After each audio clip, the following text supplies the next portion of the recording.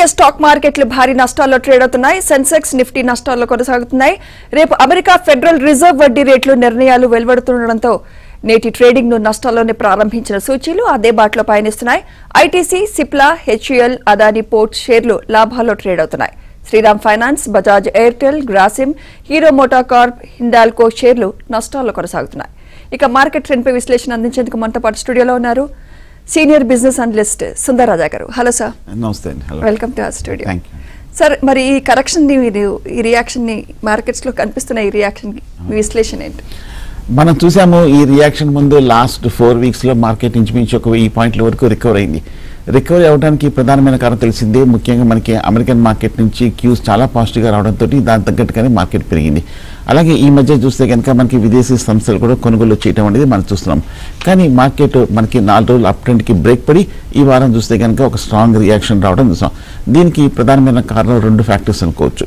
ఒకటి, మనకి latest development చూస్తే కనుక అమెరికాలో మనకి మార్కెట్స్ అక్కడి నుంచి హై నుంచి బాగా కరెక్ట్ అవ్వడము. అలాగే ఇందాక మీరు చెప్పినట్టుగా అమెరికాలో మనకి ఫెడరల్ రిజర్వ్ మనకి ఎల్లుండి మీటింగ్ ఉంది.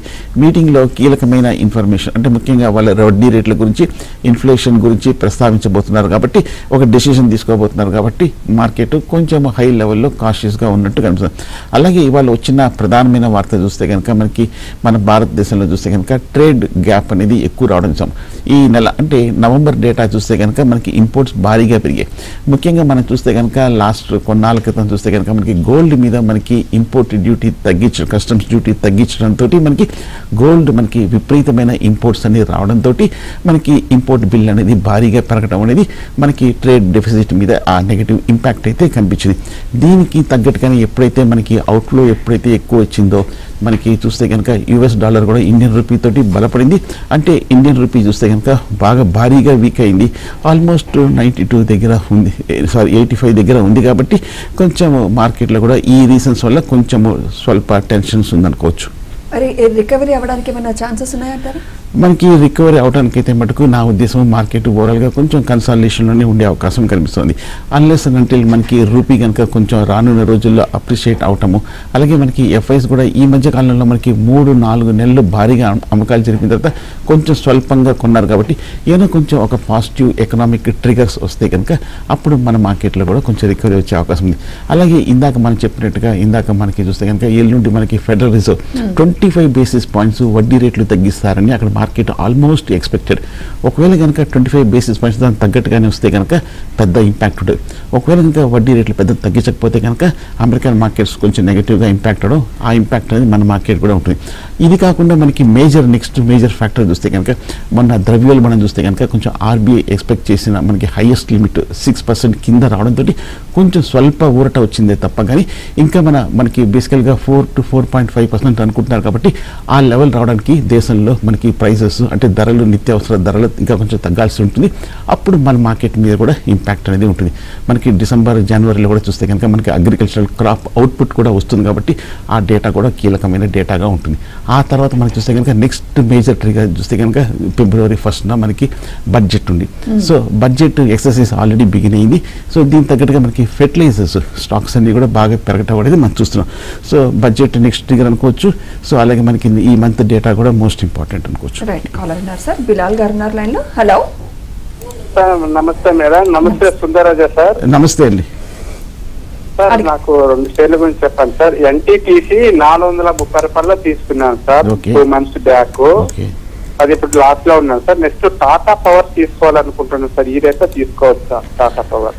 ఓకే, ఎన్టీపీసీ మీరు 30% లాస్లో ఉండడానికి ప్రధానమైన కారణం చూస్తే కనుక ఈ స్టాక్ ఈ మధ్య మనకి బాగా పెరిగింది. ఇన్ఫ్యాక్ట్ ఈ స్టాక్ 200 రూపాయల నుంచి 450 రూపాయల వరకు పెరిగిన తర్వాత మీరు కొంచెం హై ప్రైస్లో తీసుకున్నారు. ముఖ్యంగా మీరు గమనించారు లేదా కనుక 24th అక్టోబర్న రిజల్ట్ వచ్చింది. రిజల్ట్ తర్వాత ఎన్టీపీసీలో కొంచెం రియాక్షన్ అనేది బిగిన్ అయింది. సో కాబట్టి మనకి భారీగా పెరిగింది కాబట్టి రిజల్ట్స్ కూడా కొంచెం డిసప్పాయింట్ అవడంతో ఈ స్టాక్ 450 రూపాయల నుంచి 340 రూపాయల వరకు పడింది. కానీ ఒక 20 to 30% లాస్ ఉన్నప్పుడు పర్వాలేదు. మనకి ఎన్టీపీసీ లాంగ్ టర్మ్ లో చూస్తే కనుక బాగా అవుట్ స్టాండింగ్ పెర్ఫార్మెన్స్ అనేది మనం చూసాము. సో కాబట్టి నా ఉద్దేశం అయితే లాంగ్ టర్మ్ అంటే నెక్స్ట్ ఒక 3 to 5 years point of view అయితే డెఫినెట్గా ఇలాంటి ఒక మేజర్ పవర్ కంపెనీస్ అనేది ఈ మధ్య మనకు తెలిసింది ఎన్టీపీసీ గ్రీన్ ఎనర్జీ కూడా రావడం కూడా చూస్తున్నాము. ఇది కూడా మనకి పేరెంట్ కంపెనీ ఎన్టీపీసీ కూడా పాజిటివ్గానే ఉంటుంది. సో కాబట్టి మీరు ధైర్యంగా లాంగ్ టర్మ్ కోసం హోల్డ్ చేసుకోవచ్చు ఈ public sector company. Tata power తీసుకోవాలనుకుంటున్నారు, ఓకే, నా ఉద్దేశం అయితే మీరు అటెంప్ట్ చేయొచ్చు. ఎందుకంటే 500 రూపాయల నుంచి ఈ స్టాక్ ఆల్మోస్ట్ 400 రూపాయల వరకు పట్టము. అలాగే మొన్న 1 నవంబర్న రిజల్ట్ వచ్చింది. టాటా పవర్ చూస్తే కనుక రిజల్ట్స్ బాగా రావడంతో ఈ స్టాక్లో కొంచెం ఈ లెవెల్లో ఆగే అవకాశాలు కనిపిస్తుంది. పైగా ఆగింది కూడా. పైగా ఈ మధ్య చూస్తే కనుక నిన్న ప్రముఖ బ్రోకింగ్ సంస్థ షేర్ ఖాన్ మనకి టాటా పవర్ తీసుకోవచ్చని 540 రూపాయల వరకు వెళ్ళే అవకాశాలు ఉన్నట్టుగా ఈ మధ్య మనకి నిన్న వార్త రావడం కూడా చూస్తున్నాం. కాబట్టి ఈ నేపథ్యంలో మీరు టాటా పవర్ కూడా లాంగ్ టర్మ్ కోసం తీసుకోవచ్చు. రైట్, ఇంకో కాలర్ అండి ఖమ్మం నుంచి హనుమాన్ సింగ్ గారు ఉన్నారు లైన్లో. హనుమాన్ సింగ్ గారు గుడ్ ఆఫ్టర్నూన్ అండి, అడగండి మీ డౌట్ ఏంటో. నమస్తే హనుమాన్ సింగ్ గారు. ఇప్పుడున్న పరిస్థితుల్లో బిజినెస్ ఇంట్రెస్ట్ తీసుకోవచ్చండి ఈ రేట్లో. ఇంకోటి నా దగ్గర డిఫరెంట్ టెక్నాలజీ ప్రాఫిట్ లేదు సార్, ఇంకొన్ని యాడ్ చేసుకోవచ్చా? ఓకే, ఫస్ట్ మీ సెకండ్ మీరు అడిగింది డిక్సన్ టెక్నాలజీస్. డిక్సన్ టెక్నాలజీస్ మీరు ప్రాఫిట్లో ఉన్నారో యాడ్ చేసుకోవచ్చని అడుగుతా. ఒక్కసారి మనం లాస్ట్ 3 నెలల మూమెంట్ గమనిస్తే కనుక 12,000 రూపాయల నుంచి ఆల్మోస్ట్ 20,000 చేరువలోకి వెళ్తుంది డిక్సన్ టెక్నాలజీస్. డిక్సన్ టెక్నాలజీస్ చూస్తే కనుక నిన్న వచ్చిన వార్తలు చూస్తే కనుక వివో మొబైల్ కంపెనీ తోటి ఒక మేజర్ జాయింట్ వెంచర్ ఒప్పందం కుదుర్చుకోవడంతో ఈ మధ్య భారీగా పెరగడం చూస్తున్నాం. అంతేకాకుండా మనకి డిసెంబర్ 2న వచ్చిన ప్రధానమైన వార్తను చూస్తే కనుక భారత్ ఇండియా డిక్సన్ టెక్నాలజీ చూస్తే కనుక గూగుల్ పిక్సెల్ స్మార్ట్ ఫోన్స్ కూడా ఒక మేజర్ డీల్ ఎంటర్ అయినట్టుగా వార్త రావడం అనేది మనం చూస్తున్నాం. సో ఈ 2 కారణాల చేత ఈ మధ్య మనకి ప్రముఖ మొబైల్ మ్యానుఫ్యాక్చరింగ్ కి సపోర్ట్ చేసే కంపెనీ డిక్సన్ టెక్నాలజీస్ భారీగా పెరిగింది. కాబట్టి పైగా టెక్నికల్ గా కరెక్షన్ ఇంకా రాలేదు కూడా. పైగా ఈ స్టాక్ కూడా చూస్తే కనుక మొన్న 24th అక్టోబర్న మంచి రిజల్ట్స్ రావడంతో డిక్సన్ టెక్నాలజీస్ భారీగా పెరిగింది. కానీ టెక్నికల్ గా అప్పటికే భారీగా 50 to 70% వరకు పెరిగిపోయింది. కాబట్టి హై లెవెల్లో అవాయిడ్ చేయొచ్చు డిక్సన్ టెక్నాలజీస్. వెంకటేశ్వర్లు గారు ఉన్నారు ఖమ్మం నుంచి. వెంకటేశ్వర్లు గారు నమస్తే మేడం. నమస్తే అండి, అడగండి మీ డౌట్. నమస్తే వెంకటేశ్వర్లు గారు. సార్ టాటా మోటార్స్ మాది 10:30 ఉన్నాయి సార్. బెల్ కూడా టాటా 2 ఉంటారు యాడ్ చేయవచ్చు సార్. ఓకే, బాగా హై ప్రైస్లో తీసుకున్నారు వెంకటేశ్వర గారు. మనం లాస్ట్ మంత్ మీరు మనకి ఆటోమొబైల్ సేల్స్ డేటా రావడం చూసాము. సేల్స్ డేటా వచ్చిన తర్వాత మనకి భారీగా అంటే అంతకుముందు చూస్తే కనుక 500 రూపాయల నుంచి 1200 రూపాయల వరకు భారీగా పెరిగిన తర్వాత డేటా వచ్చిన తర్వాత మనకి టాటా మోటార్స్ మిగతా ఆటోమొబైల్ స్టాక్స్ లాగే కొంచెం భారీగా కరెక్షన్ అనేది రావడం చూసాం. మొన్న మనం చూస్తే కనుక ఈ మధ్య వచ్చిన 2 రోజుల క్రితం వచ్చిన వార్త చూస్తే కనుక టాటా మోటార్స్ చూస్తే కనుక వాళ్ళ కమర్షియల్ వెహికల్స్ ప్రైజెస్ ఒక 2% వరకు పెంచుతున్నట్టుగా వార్తలు చూసాము. అంతగతంగా చూస్తే కనుక ప్యాసింజర్ వెహికల్ సేల్స్ కూడా కొంచెం సబ్డ్యూడ్గా ఉండడంతో కాస్ట్ కూడా పెరగడంతో ప్యాసింజర్ వెహికల్ మనకి ప్రైసెస్ కూడా కొంచెం పెరుగుతున్నట్టుగా వార్తలు రావడం మనం చూస్తున్నాం. కానీ ఈ లెవెల్లో చూస్తే కనుక టాటా మోటార్స్ కొంచెం అట్రాక్టివ్గానే ఉంది. నా ఉద్దేశం అయితే మీరు ప్రస్తుతానికి టాటా మోటార్స్ మీరు ప్రైసెస్ కూడా పెంచుతున్నారు. మనకి బాగా తగ్గింది కూడా. ఫ్రంట్ లైన్ ఏ గ్రూప్ బ్లూ చిప్ కంపెనీ కాబట్టి లాంగ్ టర్మ్ కోసం మీరు లేట్ ఎంట్రీ తీసుకున్నారు, బట్ హోల్డ్ చేయొచ్చు లాంగ్ టర్మ్ కోసం టాటా మోటార్స్. ఇంకో కాలర్ అండి విజయవాడ నుంచి కృష్ణ గారు. కృష్ణ గారు నమస్తే అండి. నమస్తే. లాంగ్ టర్మ్ నాకు అమర్రాజాన్ని దిగేసి ఉండేవి, ఇంకా ఉంచుకోవచ్చా లేకపోతే ప్రాఫిట్ చేసుకోవచ్చా? ఓకే, మనం లాస్ట్ 2-3 సంవత్సరాలుగా చూస్తే కనుక అమర్ రాజా మనకి భారీగా పెరిగింది. ఈ స్టాక్ చూస్తే 600 రూపాయల నుంచి 1800 రూపాయల వరకు ఆల్మోస్ట్ 3 రెట్లు పెరగటం అనేది మనం చూసాము. అవుట్ పెర్ఫార్మర్గా ఉండడం కూడా మనం చూస్తున్నాం. కానీ ఒకసారి మనం గమనిస్తే కనుక అమర్ రాజా మనకి ఫస్ట్ క్వార్టర్ రిజల్ట్స్ 2 ఆగస్టున రావటము, తర్వాత స్టాక్లో కొంచెము సబ్సిక్వెంట్గా రియాక్షన్ రావటము, సెకండ్ క్వార్టర్ రిజల్ట్ 4th నవంబర్న రావటము, ఆ తర్వాత కూడా కొంచెం స్టాక్లో రియాక్షన్ రావటం అనేది మనం చూస్తున్నాం. బట్ అమర్ రాజా చూస్తే కనుక ఫండమెంటల్గా స్ట్రాంగ్గా ఉన్న విషయం మనకు తెలిసిందే. ఇన్ఫ్యాక్ట్ మనకి ఈ బ్యాటరీ వెహికల్లో మనకి ఆల్మోస్ట్ ఎగ్జైట్ లాగా మార్కెట్ లీడరే కాబట్టి వాల్యుయేషన్స్ కూడా చూస్తే కనుక 1985లో స్టార్ట్ అయిన అమర్రాజా అరౌండ్ 24 times ఉంది కాబట్టి చీపర్ లెవెల్స్లో ఉంది కాబట్టి హోల్డ్ చేయొచ్చు అమర్రాజా. అలాగే మీరు అడిగిన 2వ స్టాక్ ఓకే, అది కూడా దివీస్ అనుకుంటాను, దివీస్ లారెస్ అనుకుంటారు, అది కూడా మీరు లాంగ్ టర్మ్ కోసం హోల్డ్ చేయొచ్చు. ఇంకో కాల్ రండి హైదరాబాద్ నుంచి ప్రకాష్ రావు గారు ఉన్నారు. ప్రకాష్ రావు గారు నమస్కారం అండి. రాజా గారు నమస్కారం అండి. నమస్తే Prakash garu. Sir Shriram finance Shriram finance ఇంకేంటన్నారు డిమార్ట్ లో ఇప్పుడు తీసుకోవచ్చండి. లాంగ్ రన్ కి తీసుకోవచ్చు. శ్రీరామ్ ఫైనాన్స్ చూస్తే కనుక మనకి మిగతా ఫైనాన్స్ కంపెనీస్తో పాటు ఈ వారం చూస్తే కనుక ఈ 3 రోజుల్లో 6% వరకు రియాక్ట్ అవడం అనేది మనం చూస్తున్నాము. శ్రీరామ్ ఫైనాన్స్ చూస్తే కనుక ఈ మధ్య అయితే కొంచెం బాగా రియాక్షన్ రావడంతో కొంచెం హై లెవెల్లో కొంచెం అప్ ట్రెండ్కి బ్రేక్ పడింది. ఎందుకంటే లాస్ట్ 1 ఇయర్గా చూస్తే కనుక మార్కెట్ ర్యాలీకి మనకి ఫైనాన్షియల్స్ కూడా లీడ్ చేసిన విషయం కూడా మనకు తెలిసింది. కానీ శ్రీరామ్ ఫైనాన్స్ చూస్తే కనుక మనకి ఫైనాన్స్ కంపెనీస్లో one of the lowest valuation stock. Just 14 or 15 times వీళ్ళకి ఎర్నింగ్స్కి ట్రేడ్ అవుతుంది కాబట్టి స్టాక్ చీపర్ లెవెల్స్లో ఉందనుకోవచ్చు శ్రీరామ్ ఫైనాన్స్. అలాగే మనకి రిజల్ట్స్ కూడా చూస్తే కనుక ఈ మధ్య మనకి రిజల్ట్స్ కూడా బాగానే వచ్చింది. ఆల్మోస్ట్ మనకి మార్జిన్స్ కూడా మనకి లాస్ట్ 3-4 క్వార్టర్లు కంటిన్యూస్గా 20 to 20% వరకు మెయింటైన్ చేయడం అనేది మనం చూస్తున్నాం. సో కాబట్టి శ్రీరామ్ ఫైనాన్స్ కూడా మీరు నా ఉద్దేశం అయితే కొంచెం చీపర్ వాల్యుయేషన్స్ ఉన్నాయి కాబట్టి డిప్లో మీరు లాంగ్ టర్మ్ కోసం తీసుకోవచ్చు. రైట్, ఇంకో కాలర్ అండి కాకినాడ నుంచి శ్రీనివాస్ గారు. శ్రీనివాస్ గారు నమస్తే అండి. నమస్తే. భారత్ బిజిలీ ఒకటి, టాటా మోటార్స్ ఒకటి, మజ్దాక్ అండి, తీసుకోవచ్చా? ఓకే, ఇప్పుడే మనం టాటా మోటార్స్ గురించి మాట్లాడుకున్నాము. భారీగా తగ్గిన విషయం మనకు తెలిసింది. దాని గురించి మనం రీసెంట్ ఫ్యాక్టర్స్ అని కూడా డిస్కస్ చేసుకున్నాము. డిప్లో తీసుకోవచ్చు. అలాగే మీరు అడిగిన రెండో స్టాక్ భారత్ బిజిలీ. భారత్ బిజిలీ చూస్తే కనుక ఈ లెవెల్లో తీసుకోవచ్చు అంటే ఒకసారి ఈ మధ్య గమనిస్తే కనుక 5,700 రూపాయల నుంచి ఆ స్టాక్ ఆల్మోస్ట్ 3,400 రూపాయల వరకు 2,000 రూపాయల వరకు భారత్ బిజిలీ కరెక్ట్ అవడం చూస్తున్నాం. 8th నవంబర్న రిజల్ట్ వచ్చింది. రిజల్ట్ తర్వాత కొంచెం రియాక్షన్ కనిపించింది. 1946లో స్టార్ట్ అయిన భారత్ బిజిలీ. భారత్ బిజిలీ కనుక బేసికల్గా వీళ్ళు ఎలక్ట్రానిక్ ఎక్విప్మెంట్స్, పవర్ సిస్టమ్స్కి, ఇండస్ట్రియల్ ప్రోడక్ట్స్కి మనకి బేసికల్గా ఎనర్జీకి సంబంధించిన ఒక మంచి కంపెనీ భారత్ బిజిలీ. సో మనకి భారత్ బిజిలీ లాస్ట్ 2-3 ఏళ్ళుగా చూస్తే కనుక ఇన్ఫాక్ట్ 2-3 ఏళ్ళు కాదు లాస్ట్ 5 ఏళ్ళుగా చూస్తే కనుక ఇంచుమించు ఈ స్టాక్ ఆల్మోస్ట్ 500 రూపాయల నుంచి 5,000 రూపాయల వరకు 10 రెట్లు పెరిగి అవుట్ పెర్ఫార్మర్గా ఉన్న విషయం మనకు తెలిసింది. కాబట్టి మీరు చిన్న డిప్లో మీరు భారత్ బిజిలీని తీసుకోవచ్చు. అలాగే మ్యాస్గాండాక్ గురించి అడిగారు. పబ్లిక్ సెక్టర్ షిప్పింగ్ కంపెనీ చూస్తే కనుక ఈ మధ్య చూస్తే కనుక పర్వాలేదు, కొంచెం స్టడీగా మెయింటైన్ చేయడం అనేది మనం చూస్తున్నాము.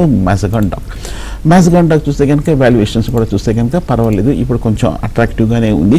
అలాగే మ్యాస్గాండాక్ కాకపోతే మనకి లాస్ట్ 4 నెలలుగా చూస్తే కనుక ఎఫ్ఐస్ వాళ్ళ స్టేక్ని తగ్గించుకున్నారు. మ్యాస్గాండాక్లో 3.7 నుంచి ఆల్మోస్ట్ 1.5% వరకు తగ్గించుకోవటం అనేది మనం చూసాము. అందువల్ల కొంచెం స్టాక్లో కూడా కరెక్షన్ కనిపించింది. సో లాంగ్ టర్మ్ ఇప్పుడు షిప్పింగ్ ఆ మధ్యకాలంలో మనకి బడ్జెట్ ముందు లైమ్ లైట్లో ఉండడం మనం చూస్తున్నాము. కానీ ఇప్పుడు షిప్పింగ్ స్టాక్స్లో పెద్దగా న్యూస్లో అయితే మనకు కనిపించలేదు. క్వైట్గా ఉంది సెక్టర్. బీ లాంగ్ టర్మ్ కోసం తీసుకోవచ్చు మ్యాస్గాండాక్. రైట్, ఇంకో కాలర్ అండి యోగానంద్ గారు. యోగానంద్ గారు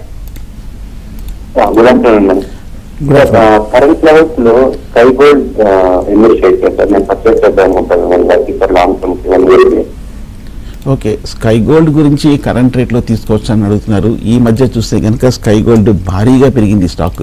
ఒకసారి గమనిస్తే కనుక ఈ ఏడాది మనకి మొన్న మేలో చూస్తే కనుక ఇంచుమించు 100 రూపాయల్లో ఉన్న స్కై గోల్డ్ ఈ స్టాక్ ఆల్మోస్ట్ 500 రూపాయల వరకు 4 రెట్లు పెరిగిన తర్వాత స్టాక్ టెక్నికల్గా ఓవర్ బాట్కి వెళ్ళిపోవటము, అలాగే ఫండమెంటల్గా కొంచెం బాగా ఎక్స్పెన్సివ్గా ఉండడం చూస్తున్నాం. వీళ్ళు బేసికల్గా చూస్తే కనుక మనకి గోల్డ్ జ్యువెలరీ మార్కెటింగ్ అలాగే డిజైనింగ్ చేస్తున్న ఒక company sky gold. Sky gold ఒకసారి గమనిస్తే కనుక చిన్న కంపెనీ, 14 crores ఈక్విటీ ఉన్న కంపెనీ. అలాగే అందులో చూస్తే కనుక మనకి ఎఫ్ఐస్ కూడా లాస్ట్ ఒక 4 నెలలుగా ఈ కంపెనీలో కొన్నారు. వీళ్ళ స్టేక్ చూస్తే కనుక ఆల్మోస్ట్ 0.04% నుంచి 1.4% వరకు పెరగడంతో స్కై గోల్డ్ కూడా పెరిగింది. కానీ ఈ లెవెల్ అయితే జస్టిఫైబుల్ కాదు. ఎందుకంటే మనకి ఫండమెంటల్గా బాగానే ఉంది. ఈ లాస్ట్ 2 ఏళ్ళుగా చూస్తే కనుక 20 కోట్ల నుంచి 80 కోట్ల వరకు మంచి లాభాలు ప్రకటించి ఈ అప్ ట్రెండ్కి పూర్తిగా జస్టిఫైబులే. బట్ కానీ కొంచెం ఓవర్ వాల్యూ స్టాక్ కాబట్టి స్కై గోల్డ్ అయితే మీరు హై లెవెల్లో ఫ్రెష్ బయింగ్ అవాయిడ్ చేయొచ్చు. ఇంకో కాలర్ అండి కడప నుంచి రెడ్డయ్య గారు ఉన్నారు. రెడ్డయ్య గారు నమస్తే సార్. నమస్తే రెడ్డి గారు. సార్ ఫిక్స్డ్ ఫండ్స్ సార్ కొనుగోలు చేశారు ఈ మధ్యలో, అవి లాంగ్ టర్మ్ కోసం ఉంచుకోవచ్చా లేకపోతే? అర్థమైందా సార్? ఓకే, శక్తి పంప్స్ డెఫినెట్గా మీరు లాంగ్ టర్మ్ హోల్డ్ చేయొచ్చు. ఎందుకంటే మన లాస్ట్ 3 నెలలుగా మార్కెట్ రియాక్షన్లో శక్తి పంప్స్ ఏమాత్రం డౌన్ ట్రెండ్లో పార్టిసిపేట్ చేయకపోగా ఈ స్టాక్ చూస్తే కనుక 700-800 మధ్యనే ఈ 3 నెలలు కొంచెము ఈ డౌన్ ఫాల్ని విత్ స్టాండ్ చేస్తూ లాస్ట్ వీక్ చూస్తే కనుక 18% వరకు పెరిగింది. ఈ 2 రోజుల్లో ఒక 8% వరకు శక్తి పంప్స్ కూడా పెరగడం అనేది మనం చూస్తున్నాం. శక్తి పంప్స్ 4 రోజుల క్రితం చూస్తే కనుక వీరికి 750 కోట్ల వరకు ఒక మేజర్ ఆర్డర్ రావడం అనేది చూసాము 2 రోజుల క్రితం. అలాగే క్రితం November 7th కూడా చూస్తే కనుక ఒక మేజర్ ఆర్డర్ కూడా సోలార్ పవర్ సిస్టమ్స్ దగ్గర నుంచి వీళ్ళకి రావడం కూడా మనం చూస్తున్నాము శక్తి పంప్స్. సో ఫండమెంటల్గా చూస్తే కనుక చాలా స్ట్రాంగ్గా ఉంది. అలాగే వాల్యుయేషన్స్ కూడా చూస్తే కనుక 1982లో స్టార్ట్ అయిన కంపెనీ శక్తి పంప్స్ ఫండమెంటల్గా కూడా అట్రాక్టివ్గానే ఉంది కాబట్టి హోల్డ్ చేయొచ్చు. ఒకసారి మన క్వార్టర్ రిజల్ట్ చూస్తే కనుక వీళ్ళు 100 కోట్ల లాభాలు ప్రకటించిన పెద్ద కంపెనీ శక్తి పంప్స్ కాబట్టి హోల్డ్ చేయొచ్చు. అన్నారు సార్ పాండిచేరి నుంచి మన్మథరావు గారు. మన్మథరావు గారు నమస్తే మేడం. నమస్తే అండి. నమస్తే అండి. నమస్తే మన్మథరావు గారు. Sir short term sir 1 year కి 8 పవర్ తీసుకున్నాను అనుకుంటున్నాను, తీసుకోవచ్చా లేదా ఎంట్రీ లెవెల్ చెప్తారా? ఎయిర్టెల్ అండ్ ఆర్ పవర్ కదా. ఓకే, భారతీ ఎయిర్టెల్ చూస్తే కనుక ఈ మధ్య మనకి బాగా పెరిగిన విషయం అని తెలిసింది. మనకి ఈ మధ్య కాలంలో చూస్తే కనుక ఫస్ట్ టైం ఒక 5% వరకు రియాక్షన్ రావడంతో బహుశా కొంచెం రియాక్షన్ అనేది కొంచెం భారతీ ఎయిర్టెల్ అనేది బిగిన్ అయినట్టు కనిపిస్తుంది. ఇవాళ ఒక గంట క్రితం వచ్చిన వార్త చూస్తే కనుక భారతీ చూస్తే కనుక బ్రిటిష్ టెలికాం 124.5% స్టేక్ కూడా తీసుకుంటున్నట్టుగా వార్తలు వచ్చింది. యూకే గవర్నమెంట్ కూడా ఇవాళ అప్రూవల్ ఇచ్చినట్టు కూడా కనిపిస్తుంది. కానీ బహుశా ఈ పాజిటివ్ న్యూస్ యాంటిసిపేట్ చేసి బాగా స్టాక్ పెరిగినట్టు కనిపిస్తుంది. కాబట్టి ఈ పాజిటివ్ న్యూస్ అయితే బాగా ఆల్రెడీ రిఫ్లెక్ట్ అయిపోయింది, డిస్కౌంట్ అయిపోయింది. కాబట్టి కొంచెం ఆల్రెడీ న్యూస్ వచ్చింది కాబట్టి ఇంకా సెల్ ఆన్ న్యూస్ పద్ధతితో కొంచెం ప్రాఫిట్ బుకింగ్ అనేది జరుగుతుంది. కానీ ఎయిర్టెల్ చూస్తే కనుక ప్రాఫిట్ వాల్యుయేషన్స్ చాలా ఎక్స్పెన్సివ్గా ఉంది కాబట్టి కొంచెం హై లెవెల్లో అవాయిడ్ చేయొచ్చు. మేబీ ఒక 10% డిప్ వచ్చినప్పుడు తీసుకోవచ్చు ఎయిర్టెల్. రైట్, ఇంకో కాల్ రండి. శ్రీనివాసరావు గారు ఉన్నారు లైన్లో. శ్రీనివాసరావు గారు నమస్తే మేడం. నమస్తే అండి. నమస్తే అడగండి. సార్ నా దగ్గర మోర్ఫల్ ల్యాబ్స్ 88 రూపీస్ లో ఉన్నాయి sir 1000 shares. Okay okay. Kopran ఉంది సార్, కోప్రాన్ 200 ఉన్నాయి, అవి 36% లాస్ లో ఉన్నాను సార్. Okay okay. ఈ 4 రోజుల క్రితం చూస్తే కనుక మోరపాన్ చూస్తే కనుక కొత్త ఫార్మా ఒక డ్రగ్ లాంచ్ చేసినట్టుగా వార్తలు రావడం సమయం, అందువల్ల ఈ స్టాక్లో కూడా కొంచెం బాగా పెరిగినట్టు కనిపిస్తుంది. వెయిట్ మేనేజ్మెంట్ ఒక ప్రోడక్ట్ లాంచ్ అవడంతో ఈ స్టాక్లో పెరిగింది. కానీ ఒక్కసారి మనం గమనిస్తే కనుక మోరపాన్ ఈ మధ్య లాస్ట్ ఒక కపుల్ ఆఫ్ మంత్స్గా భారీగా పెరగడం చూసాం. కానీ ఒకసారి మన 2000లో వచ్చిన హై ఏదైతే ఉందో ఆ హైని ఆల్మోస్ట్ 24 years తర్వాత మోరపాన్ ల్యాబ్స్ టెస్ట్ చేయడం చూసాం. పైగా మీరు చూస్తే కనుక ఆల్మోస్ట్ హైయెస్ట్ లెవెల్ 80 రూపీస్ దగ్గర మీరు తీసుకున్నారు. 80 రూపీస్ దగ్గర కొంచెం వీక్నెస్ అని కనిపిస్తుంది. నేను అనుకోవటము కొంచెం మార్కెట్ ల్యాబ్స్ ఈ లెవెల్లో కొంచెం ఈ న్యూస్ కూడా వచ్చేసింది కాబట్టి, అలాగే మనకి ఒక 4 వారాల క్రితం వచ్చిన ఈ రిజల్ట్ కూడా చూస్తే కనుక 11th November వచ్చిన రిజల్ట్ పాజిటివ్గా రావడంతో అది కూడా కొంచెం అబ్జర్వ్ అయిపోయింది. కాబట్టి ఇమీడియట్ ట్రిగర్స్ లేకపోతే కొంచెం షార్ట్ టర్మ్ వీక్నెస్ ఉండే అవకాశం ఉంది. ఒకవేళ కనుక మీరు షార్ట్ టర్మ్ వీక్నెస్లో కొంచెం హోల్డ్ చేయడానికి అంత రిస్క్ అవర్స్ అయితే కనుక మేబీ ఇక్కడ కొంచెం ఎగ్జిట్ అయ్యి మళ్ళీ కొంచెం డిప్లో తీసుకోవచ్చు మార్కెట్ ల్యాబ్స్. రైట్, ఇంకో కాల్ రండి. తెనాలి నుంచి తులసి గారు ఉన్నారు. తులసి గారు అడగండి. అడగండి. ఏం లేదండి, హెరిటేజ్ ఫుడ్స్ 625 లో ఉన్నారండి. Okay okay. ఇప్పుడు 500 ఉంది. ఓకే 500 లోపే ఉంది. Okay okay. మీరు హెరిటేజ్ ఫుడ్స్ హెరిటేజ్ ఫుడ్స్ 625 లో ఉన్నారండి. అదే ఓకే. ఇప్పుడు 500 లోపే ఉందండి. Okay. Heritage foods okay long term point of view అయితే హోల్డ్ చేయొచ్చు. మొన్న October 23rd 24th heritage foods దగ్గర నుంచి రిజల్ట్ రావడం, రిజల్ట్ వచ్చిన తర్వాత స్టాక్లో కొంచెం కరెక్షన్ రావడం చూసాం. కానీ అంత క్రితమే చూస్తే కనుక మనకి హెరిటేజ్ ఫుడ్స్ భారీగా పెరిగింది. ఈ ఏడాది చూస్తే కనుక ఆల్మోస్ట్ ఈ స్టాక్ 250 రూపాయల నుంచి తర్వాత ఎలక్షన్స్ తర్వాత కూడా మనకు తెలిసిందే ఆల్మోస్ట్ 700 రూపాయల వరకు పెరగడం అనేది మనం చూసాము హెరిటేజ్ ఫుడ్స్ చూస్తే కనుక కొంచెం ఈ మధ్య కాలంలో మీరు కొంచెం లేట్ ఎంట్రీ తీసుకున్నారు. ఇంత భారీగా పెరిగిన తర్వాత అప్రిసియేషన్ తీసుకున్నారు. కానీ ఈ స్టాక్ చూస్తే కనుక వాల్యుయేషన్స్ కూడా చాలా అట్రాక్టివ్గానే ఉంది. కాబట్టి మేబీ మార్కెట్ రియాక్షన్ తోటి ఒక నార్మల్ మార్కెట్ సైకిల్తో పాటు హెరిటేజ్ ఫుడ్ స్టాక్ కూడా కొంచెం కరెక్ట్ అవుతుంది. కాబట్టి long term point of view అయితే మీరు హోల్డ్ చేయొచ్చు. రైట్, లాస్ట్ ఫ్రైడే మనం చూసాం ఒక డ్రామాటిక్ స్వింగ్ అనేది చూసాం మార్కెట్లో. ఇనిషియల్లీ 400 పాయింట్స్ నష్టపోయి లాస్ట్ 1.5 hourలో 600 పాయింట్స్ రికవరీ అయింది. ఈ రోజు చూస్తే మళ్ళీ నెగిటివ్లో కొనసాగుతోంది మార్కెట్స్. సో ఇంత వాలటైల్గా ఉన్నప్పుడు మీరు ట్రేడర్స్కి ఇచ్చే సజెషన్ ఏంటి సార్? అంటే ట్రేడింగ్ అనేది బేసికల్గా హైలీ స్పెక్యులేటివ్, హైగా రిస్కీ కూడా. ఈ మధ్య మనకు తెలిసిందే మార్కెట్ రెగ్యులేటర్స్ కూడా ట్రేడింగ్ గురించి కూడా చాలా అవేర్నెస్ తీసుకురావడం కూడా మనం చూస్తున్నాము. అంతేకాకుండా చాలా మంది చిన్న ఇన్వెస్టర్లు ఇలా ఆప్షన్స్, ఫ్యూచర్స్లో కూడా ట్రేడింగ్ చేసి చాలా మంది నష్టపోయి చాలా దెబ్బతింటున్న విషయం కూడా తెలిసిందే. సో కాబట్టి మనకి మీరు చెప్పినట్టు ఫ్రైడే రోజు చూస్తే కనుక చాలా డ్రామాటిక్ ఫాల్, డ్రామాటిక్ రికవరీ రెండు రావడం అనేది చూస్తాం. అంటే మనకి అక్యుములేషన్, డిస్ట్రిబ్యూషన్ రెండు జరుగుతున్నప్పుడు ఇటువంటి సందర్భాలన్నీ జరుగుతుంటాయి మార్కెట్లో. కానీ ఒకసారి మనం గమనిస్తే కనుక ఇన్వెస్టర్ పాయింట్ ఆఫ్ వ్యూ అయితే కనుక మీరు చెప్పినట్టు మనం డిస్కస్ చేసుకున్న మంచి స్టాక్స్ కొంచెం కరెక్ట్ ఎంట్రీ ప్రైస్లో తీసుకోవటము, క్లోజర్ టు సపోర్ట్ లెవెల్ అంటే పెరిగిపోయిన తర్వాత కాకుండా కొంచెం పెరగక ముందు తీసుకోవటము, కొంచెం రిజల్ట్స్ వచ్చిన స్టాక్స్లో తీసుకుంటే కొంచెం ప్రాఫిట్ వస్తుంది. సో ట్రేడర్స్కి మటుకు కొంచెం ఇంపాక్ట్ ఉంటుంది కాబట్టి ఇన్వెస్టర్కి పెద్ద ఇంపాక్ట్ ఉండదు. రైట్. కాలర్ అండి బెంగళూరు నుంచి నాగరాజు గారు. నాగరాజు గారు నమస్కారం. నమస్తే అండి, అడగండి మీ డౌట్. నమస్కారం సార్. నమస్కారం నాగరాజు గారు. మా దగ్గర 3 ఉన్నాయి సార్. డౌట్ ఉంది. వారి ఎన్యూబుల్ టెక్నాలజీ, వారి టెక్నాలజీ మూడుకి ఏది పర్చేజ్ చేయించారు ఇప్పుడు? ఓకే, 2 రెన్యూబుల్ స్టాక్స్ కూడా చూస్తే కనుక నా ఉద్దేశం అయితే మీరు హోల్డ్ చేసుకోవచ్చు. వారి కూడా చూస్తే కనుక ఈ మధ్య వచ్చిన స్టాక్, వారి కూడా చూస్తే కనుక ఈ మధ్య కాలంలో మనకి లిస్ట్ అయిన తర్వాత కూడా కొంచెం పర్వాలేదు, బాగానే ఉన్నట్టు కూడా కనిపిస్తుంది. సో కాబట్టి నా ఉద్దేశం అయితే కొంచెము long term point of view అయితే హోల్డ్ చేయొచ్చు. వారి కూడా చూస్తే కనుక లిస్ట్ అయిన తర్వాత ఆల్మోస్ట్ 2,500 నుంచి 3,000 రూపాయల వరకు పెరగడం కూడా మనం చూస్తున్నాం. కాబట్టి సో మనకి ఈ రెన్యూబుల్ ఎనర్జీ స్టాక్స్ అన్ని కూడా బాగానే ఉన్నాయి కాబట్టి ప్రస్తుతం అయితే మీరు హోల్డ్ చేయొచ్చు.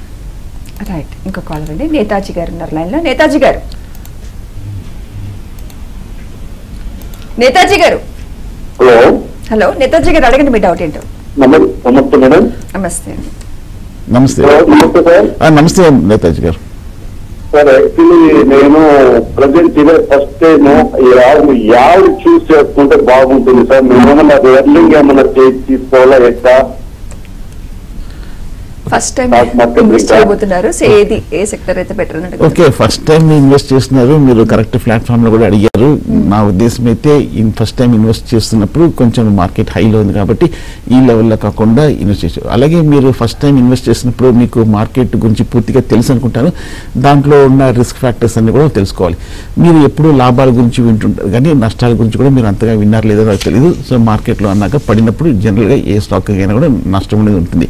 సో మార్కెట్లో రిటర్న్స్ అనేది మనకు తెలిసిందే, మార్కెట్ ఒడిదొడుగులు బట్టి ఉంటుంది. కాబట్టి కొంచెం మీరు మార్కెట్ గురించి పూర్తిగా మనకి అండర్స్టాండ్ చేసుకొని మీరు ఇన్వెస్ట్ చేసే అమౌంట్ ఒకవేళ నష్టం వచ్చినా కూడా భరించగలరు. మీకు సైకలాజికల్ గాను, మీకు ఫైనాన్షియల్ గాను, ఫ్యామిలీ పరంగాను ఏ విధంగానూ ఇంపాక్ట్ ఉండదు అనుకున్నప్పుడే మీరు స్టాక్ మార్కెట్లో ఎంటర్ అవ్వాలి. కానీ లేదంటే కనుక మార్కెట్ పెరిగింది కదా అని చెప్పి అలాగా ఎంటర్ అవ్వకూడదు మార్కెట్లో. అంటే వెల్త్ క్రియేటర్ సెక్టర్స్ ఏవి అంటే ఏం చెప్తారు సార్? ఇప్పుడు ఏంటంటే మనకి ఎప్పటికప్పటికి సెక్టరల్ చర్నింగ్ అనేది జరుగుతుంది మార్కెట్లో. సెక్టరల్ ప్రిఫరెన్స్ అనేది జరుగుతుంది. మొన్న చూడండి ఈ మధ్యకాలం చూస్తే కనుక ఎఫ్ఎంసీజీ భారీగా పెరిగింది. సడన్గా చూస్తే కనుక ఎఫ్ఎంసీజీ మనకి ధరలు పెరగడంతో ఎఫ్ఎంసీజీ స్టాక్స్ అని పడ్డాయి. అలాగే ఐటీ స్టాక్స్ కూడా బాగా పెరిగింది. అలాగే మనకి US presidential election IT stock పడిన తర్వాత మళ్ళీ ఎంబడే కొంచెం ప్రెసిడెంట్గా ట్రంప్ గారు వచ్చిన తర్వాత ఐటీ స్టాక్స్ కూడా బాగా పెరుగుతూనే వస్తుంది. సో సెక్టరల్ చర్నింగ్ అనేది మనకి ఎప్పటికప్పటికి మనకి ప్రిఫరెన్సెస్ అన్ని మారుతుంటాయి. మార్కెట్స్ ఎప్పుడు డైనమిక్గా ఉంటాయి. మనం జనరల్గా మనం ప్రెడిక్షన్ అనేది చేయలేము. మనం ఇన్ఫ్యాక్ట్ మార్కెట్ చూస్తే కనుక ఈ సెక్టర్ నెక్స్ట్ 5 years పెరుగుతుందని, ఈ నెక్స్ట్ 3 years పెరుగుతుంది, అలా భవిష్యత్తు అనేది మనం చెప్పలేం. సో జనరల్గా మనం చెప్పాలంటే కనుక ట్రెండ్ని ఫాలో అవ్వాలి కానీ మనం ట్రెండ్ని సైకలాజికల్గా సెట్ చేయకూడదు. సో కాబట్టి ఎప్పటికప్పటికి ట్రెండ్ని మనం చూసుకుంటూ ట్రెండ్లో వస్తున్న మార్పులు గమనిస్తూ దానికి తగ్గట్టుగా వెళ్ళటం అనేది ఇన్వెస్టర్లు చేయాల్సిన ప్రధానమైన లక్ష్యం. సో కొత్తగా ఎంటర్ అయ్యే వాళ్ళు బాగా స్టడీ చేసి ఫండమెంటల్లీ స్ట్రాంగ్ ఉన్న కంపెనీస్లో ఇన్వెస్ట్ చేస్తే, లేదంటే కనుక మ్యూచువల్ ఫండ్స్ అనేది ఒక అద్భుతమైన రూట్ ఉంది. సో మ్యూచువల్ ఫండ్ లో ఇన్వెస్ట్ చేసుకోవచ్చు. Thank you so much Sundar Raja garu, మీరు మా స్టూడియోకి వచ్చి విశ్లేషణ అందించినందుకు thank you so much sir. ఇది ఇవాల్టి ABN